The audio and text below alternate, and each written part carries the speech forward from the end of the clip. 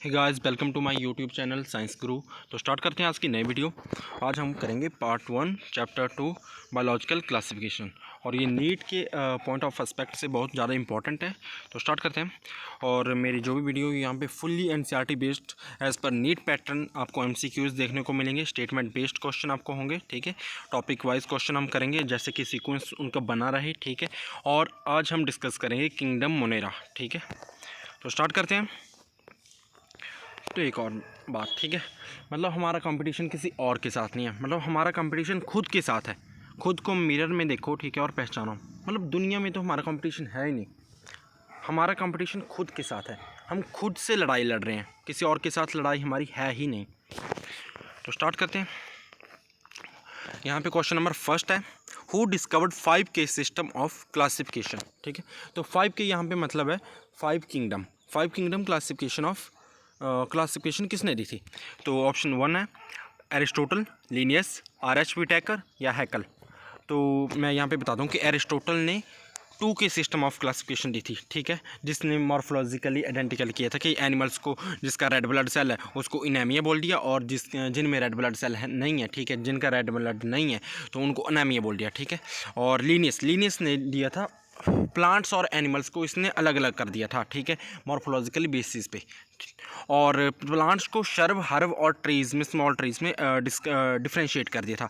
ये भी नहीं हो सकता। अब बचा RH विटेकर, ठीक है। RH विटेकर, पहले ये कर लेते हैं हैकल, ठीक है। हैकल ने प्रोटिस्टा किंगडम को डिस्कवर किया था, ठीक है। तो मतलब ये इसने किया था 4K system of 3K system of classification, और RH विटेकर ने किया था 5K सिस्टम ऑफ क्लासिफिकेशन। इसने एक किंगडम डिस्कवर किया था, बाकी उन्हें कर दिए थे। जो मेन किंगडम इसने डिस्कवर किया था वो था फंजाई। Question number second. अब क्वेश्चन नंबर सेकंड क्या बोल रहा है, स्टेटमेंट 1 है, ठीक है। In Monera cell wall is present but nuclear membrane is absent. Monera में क्या होता है कि सेल वॉल प्रेजेंट है। सेल वॉल हमें पता है कि प्रेजेंट है, किसकी बनी होती है, नॉन सेलुलोजिक होती है, पॉलीसैकेराइड्स की बनी होती है, ठीक है, और अमीनो एसिड्स। तो but nuclear membrane is absent, nuclear membrane absent है, इसलिए उनको प्रोकारियोट्स की कैटेगरी में रखा गया है, ठीक है। तभी तो उनका न्यूक्लियस जो स्कैटर्ड फॉर्म में है, ठीक है, वेल डिफाइंड न्यूक्लियस नहीं उनका। और स्टेटमेंट 2 क्या बोल रही है, in animals cell wall is absent. हमने बचपन से पढ़ा है कि सेल वॉल एब्सेंट होती है एनिमल्स में, ठीक है, but nuclear membrane is present. Yes, nuclear membrane present होती है एनिमल्स में, ठीक है। एनिमल्स में न्यूक्लियर मेम्ब्रेन प्रेजेंट होती है, इसलिए उनको यूकारियोटिक की कैटेगरी में रखा गया है। यू मतलब ट्रू, ठीक है, कार्यो मतलब न्यूक्लियस, तो ट्रू न्यूक्लियस है उनके पास, ठीक है, मतलब वेल डिफाइंड न्यूक्लियस है। तो दोनों स्टेटमेंट ट्रू है, तो हमारा ऑप्शन ही हो जाएगा यहाँ पे option number C, both statement 1 and 2 are correct. Question number 3, archaebacteria differs from other bacteria in having. ध्यान से पढ़िए, आर्की बैक्टीरिया, आर्की के मतलब एंशियंट टाइम, मतलब बहुत पुराना, सबसे एंशियंट टाइम का बैक्टीरिया, ठीक है, मतलब बहुत पुराना है। तो वो डिफर कर रहा है अदर बैक्टीरिया से, ठीक है, जैसे यू बैक्टीरिया हो गया, साइनो बैक्टीरिया, उनसे डिफर कर रहा है, ठीक है। अलग अलग क्लासेज होती है ना बैक्टीरिया की, तो उनसे डिफर कर रहा है। क्यों, कि कौन सी बेसिस पे डिफर कर रहा है ये बताना है आपको। तो यहाँ पे यूनिसेलुलर स्ट्रक्चर पे डिफरेंट कर रहा है, नहीं, ऐसा तो है नहीं, ठीक है। शॉर्ट लाइफ स्पैन, ऐसा भी कुछ नहीं। Different cell wall structure, yes, ये है डिफरेंट सेल वॉल स्ट्रक्चर। और chlorophyll A similar to green plants, ऐसा तो है नहीं कि मतलब आर्की बैक्टीरिया में नहीं होती क्लोरोफिल ए, ठीक है, वो होती है साइनो बैक्टीरिया में, उसको हम ब्लू ग्रीन एल्गी भी बोलते हैं। तो यहाँ पे हमारा आंसर आ जाएगा डिफरेंट सेल वॉल स्ट्रक्चर। उनके सेल वॉल स्ट्रक्चर में एक लिपिड की एक लेयर होती है, प्रोटीनिशियस लेयर, ठीक है, जो कि मतलब उनको रजिस्ट मतलब हार्श कंडीशन में भी सर्वाइव करने के लिए एक कंडीशन हम बोल सकते हैं कि प्रोवाइड करती है। तो क्वेश्चन नंबर 3 का आंसर हो जाएगा different cell wall structure. Question number 4, photosynthetic pigment are present in cyanobacteria is. यहाँ क्वेश्चन क्या बोल रहा है, फोटोसिंथेटिक पिगमेंट, ठीक है, जैसे कि प्लांट्स में कौन सा फोटोसिंथेटिक पिगमेंट होता है, क्लोरोफिल ए होता है, ठीक है, आपको पता है सिमिलर। तो उसी प्रकार से साइनोबैक्टीरिया को हम एक और नाम से जानते हैं ब्लू ग्रीन एल्गी, ठीक है। तो उसमें फोटोसिंथेटिक पिगमेंट कौन सा है, क्लोरोफिल बी नहीं हो सकता, क्लोरोफिल सी भी नहीं है, क्लोरोफिल ए हाँ ये हो सकता है, और chlorophyll D similar to green plants, गलत है। क्लोरोफिल डी तो होते नहीं, क्लोरोफिल डी ग्रीन प्लांट्स में नहीं होता है ना, वो होगा रोडोफाइसी में, फिर तो ये गलत हो गया। ऑप्शन नंबर हमारा सी ठीक है, क्लोरोफिल ए फोटोसिंथेटिक पिगमेंट होता है साइनोबैक्टीरिया में, जो कि सिमिलर होता है ग्रीन प्लांट्स के। तो option number C, chlorophyll A. अब आया methanogens. Methanogens are present in, अब मिथेनोजेंस होते क्या हैं? मिथेनोजेंस एक्चुअली एक बैक्टीरिया की फॉर्म है, ठीक है, आर्की बैक्टीरिया की फॉर्म है, क्लासेस है, ठीक है, जो कि रूमिनेंट एनिमल्स में प्रेजेंट होते हैं। अब आपको यहाँ पे बताना है कि कौन से मतलब कौन से ऑर्गन या कौन से कैनाल में रूमिनेंट एनिमल्स की वो प्रेजेंट होते हैं। तो option A heart of the mammals या stomach of the ruminant mammals. Ruminant mammals वो होते हैं कि जैसे घास खाते हैं ना पशु, ठीक है, तो मतलब वो जुगाड़ी नहीं करते हैं, मतलब वो थूक सा निकल जाता है स्पोर्टम, ठीक है, उनका। तो वैसे ही अगर हम में भी मतलब वो एंजाइम्स होते तो हम भी जुगाड़ी किया करते हैं, लेकिन हम में नहीं है वो एंजाइम्स, तो हम जुगाड़ी नहीं कर सकते। तो रूमिनेंट एनिमल्स जैसे काउज और बफेलोस, ठीक है, तो उनके कौन से ऑर्गन में होते हैं? तो हार्ट ऑफ मैमल्स नहीं, स्टमक ऑफ रूमिनेंट एनिमल्स नहीं, liver of cows and buffalo नहीं, लीवर में कहाँ पहुँच गए, और gut of several ruminant animals. तो यहाँ पे करेक्ट ऑप्शन हमारा हो जाएगा option number D, gut of several ruminant animals, option number D. तो हमारा नेक्स्ट क्वेश्चन है question number 6, causative agent of typhoid belongs to which kingdom. जो कॉज, अब टाइफाइड का कॉजेटिव एजेंट आपको पता होगा साल्मोनेला टाइफी है, ठीक है, साल्मोनेला टाइफी, जिससे मतलब एक कुक थी मैरी, ठीक है, उसको था, वो कैरियर थी, तो वो खाना बनाती गई, उसको पता नहीं था, ठीक है, तो मतलब वो खाना बनाती गई और ये स्प्रेड होता गया, ठीक है, इन्फेक्शियस, या हम बोल सकते हैं कि कंटेमिनेटेड फूड एंड वाटर से। तो अब ये स्प्रेड होता गया तो वो फैलता गया, ठीक है, फैलता गया, तो उसी प्रकार से उसके नाम पे, उसका नाम था टाइफी मैरी, तो वहीं से ये इसका नाम पड़ गया टाइफाइड। तो अब आपने बताना है कि टाइफाइड का कॉजेटिव एजेंट कौन सा है। अब जो कॉजेटिव एजेंट है वो कौन से किंगडम को बिलोंग करता है। अब इसका कॉजेटिव एजेंट है, मैं बता दूं कि बैक्टीरिया है, ठीक है, टाइफाइड कौन सा, साल्मोनेला टाइफी बैक्टीरिया काउज करता है टाइफाइड, ओके। तो अब वो बैक्टीरिया है वो कौन से किंगडम को बिलोंग कर रहा है? तो नाउ वो किंगडम मोनेरा को बिलोंग कर रहा है, क्योंकि मोनेरा में जितने भी होंगे वो बैक्टीरिया ही हैं, चाहे यू बैक्टीरिया हैं, आर्की बैक्टीरिया हैं, साइनो बैक्टीरिया हैं, ठीक है, मिथेनोजेंस हैं, हेलोफाइल्स हैं, तो all these belongs to kingdom Monera. तो आंसर हो जाएगा यहाँ पे ऑप्शन नंबर ए मोनेरा। अब आगे question number 7, bacteria. Bacteria are grouped under 4 categories on the basis of. Bacteria को आपको पता होगा कि 4 क्लासेस में बेसिस किया डिफाइन किया गया है, या हम बोल सकते हैं क्लासीफाई किया गया है, ठीक है। तो सबसे 1 spherical shaped coccus, rod shaped bacillus, spiral shaped spirillum and comma shaped विवरियम, ठीक है, वो 4 क्लासेस हैं, ठीक है, उसमें कैटेगरीज में डिफ्रेंशिएट किया है। तो अब कौन से बेसिस, उनका बेस क्या है डिफ्रेंशिएट करने का? जैसे मान लो हम साबुन को डिफ्रेंशिएट करते हैं तो उनको कंपनियों के आधार पे करते हैं कि ये चल लाइव बॉय है, ठीक है, ये डेटोल है, ठीक है, ये अब डेटोल की भी क्लासिफिकेशन करते हैं, ये समर वाला है, ये विंटर वाला है, ठीक है। तो वैसे ही मतलब इसको कौन से बेसिस पे, क्या है इसका बेस जिस पे हमने इसको क्लासीफाई किया है, 4 कैटेगरीज में डिवाइड किया है। तो उसका बेस है साइज़, नो, साइज़ के बेस पे तो हो नहीं सकता। शेप, यस ये है। मोड ऑफ स्पोर फॉर्मेशन नहीं, और लाइफ स्पैन नहीं। तो यहाँ पे option B is the correct option, that is shape. अब आ गया question number 8, organisms lives in salty areas are called. जो ऑर्गेनिज्म सॉल्टी एरियाज में रहते हैं उनको क्या बोलते हैं, ठीक है, तो ऑर्गेनिज्म जो सॉल्टी एरियाज में रहते हैं उनको बोलते हैं हेलोफाइल्स। हेलोफाइल्स, फाइल्स मतलब लविंग एंड हेलो मतलब सॉल्ट। अब यहाँ पे ऑप्शन इतने सिमिलर दे दिए हैं कि मतलब आप एकदम एक्साइटमेंट में आके उनको कई बार गलत कर देते हैं। मतलब जो इजी क्वेश्चन जिनमें बोलते हैं ना सिली मिस्टेक होगी, वो सिली मिस्टेक आपको मरवा देती है, और नेगेटिव मार्किंग फिर आपको पता ही है कहाँ से कहाँ लेके जाती है। अब यहाँ पे अगर आप क्वेश्चन को मतलब ऑप्शन को ध्यान से नहीं पढ़ेंगे, आप पढ़ेंगे हेलो, ठीक है, चाहे वो हेलो फाइट्स ही क्यों ना हो, और ऑप्शन ए को टिक कर देंगे। ऑप्शन ए को टिक कर दिया गलत हो जाएगा। फाइट्स मतलब प्लांट्स, ठीक है, और फाइल्स मतलब लविंग, ठीक है। अब यूरी हेलाइन और स्टीनो हेलाइन, देखो हेलाइन का मतलब तो सॉल्ट ही हो ना, लेकिन यूरी हेलाइन आपको एनसीईआरटी के मतलब 13 या 14 जो चैप्टर क्लास +2 है, ठीक है, तो उसके चैप्टर 13 या 14 इकोलॉजी वाले में मिल जाएगा, ठीक है। यूरी मतलब वाइड रेंज ऑफ, मतलब ऑर्गेनिज्म जो वाइड रेंज ऑफ टेम्परेचर को फॉलो कर सकते हैं, और जो स्टीनो होता है एक नैरो रेंज ऑफ टेम्परेचर को फॉलो कर सकते हैं। तो अब स्टीनो हेलाइन एंड यूरी हेलाइन ये तो हो नहीं सकते, ठीक है। अब हेलोफाइल्स ही बचा, और हेलोफाइट्स हो नहीं सकता, फाइट्स क्योंकि प्लांट्स होते हैं, हम ऑर्गेनिज्म, तो हेलोफाइल्स, तो ये है हेलोफाइल्स। सॉल्ट एरियाज में कौन रहते हैं? हेलोफाइल्स। और ये कौन सी क्लास मतलब कौन सी बैक्टीरिया के अंदर आते हैं? एंशिएंट बैक्टीरिया के अंदर हार्श कंडीशन में रह सकते हैं, ठीक है। अब आगे question number 9, maximum nutritional diversity is present in which kingdom.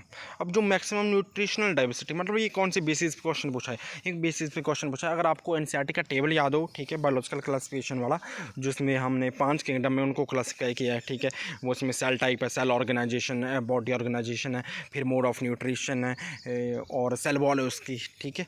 तो उसके आधार पे हमने क्लासीफाई किया उस टेबल को, ठीक है। तो वहीं से ये क्वेश्चन है कि मैक्सिमम न्यूट्रिशनल डाइवर्सिटी। अब आपने देखा होगा कि मोनेरा में 4 प्रकार के वो हैं, मतलब मोड ऑफ न्यूट्रिशन है। पहले तो मतलब 2 है मेन, ठीक है। एक हो गया ऑटोट्रॉपिक, दूसरा हो गया हेटेरोट्रॉपिक।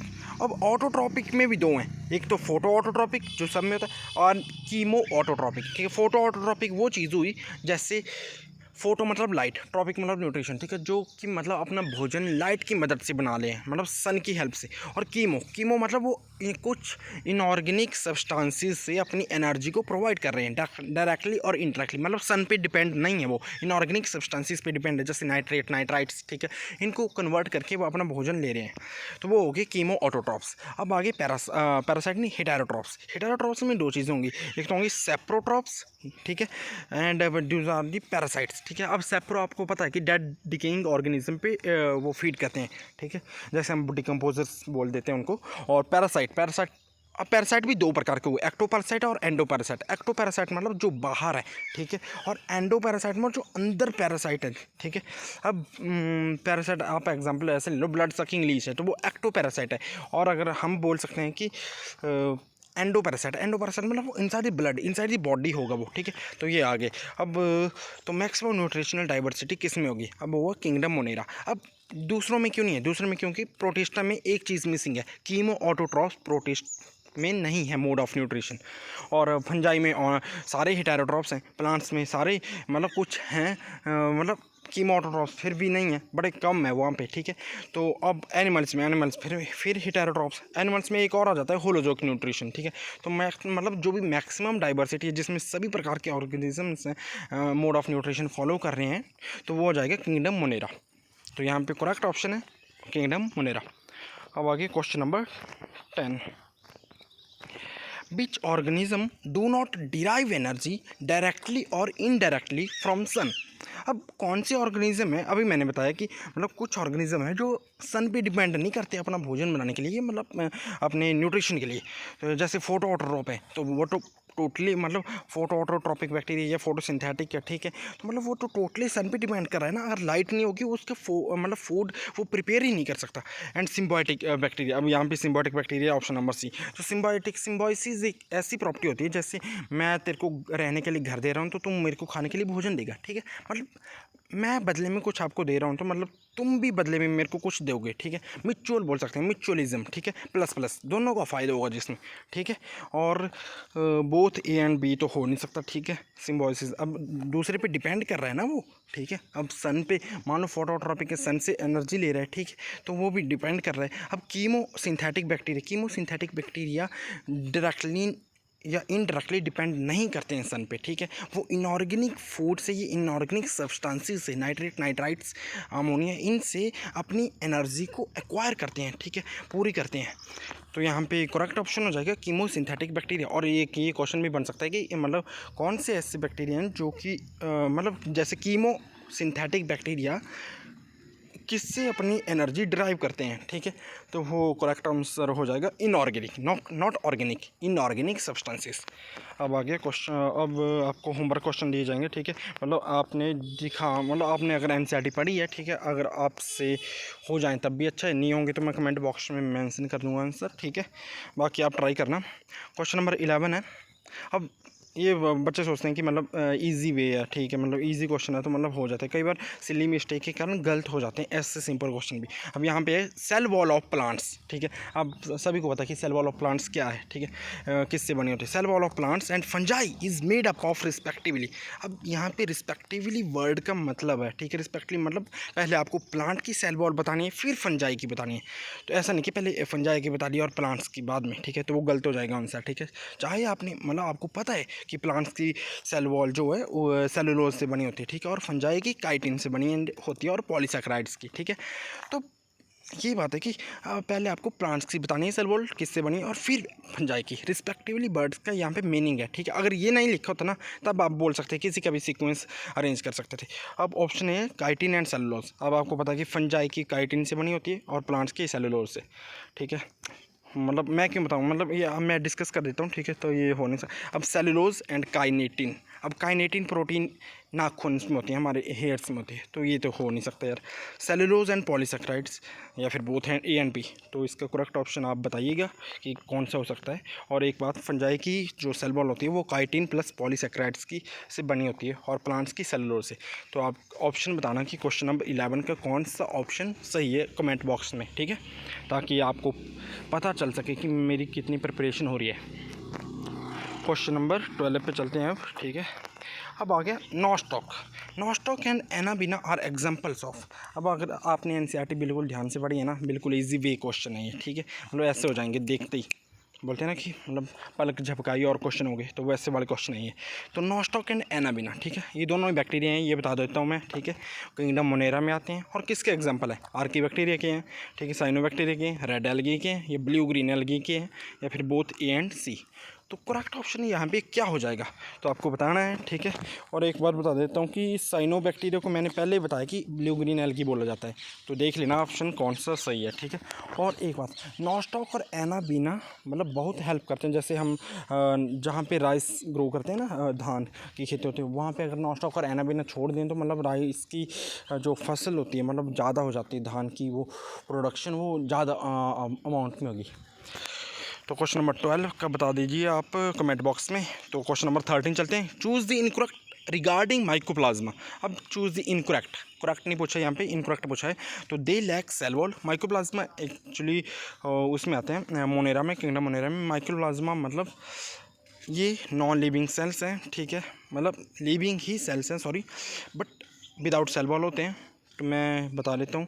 और इनकी जो ये विदाउट ऑक्सीजन सर्वाइव कर सकते हैं। अब आप बता देना कि इनमें से कौन सा ऑप्शन इनकरेक्ट है, ठीक है। और हाँ, ये पैथोजेनिक होते हैं प्लांट्स में भी और एनिमल्स में भी। अब तो आपको पता चल गया होगी कि कौन सा ऑप्शन सही है।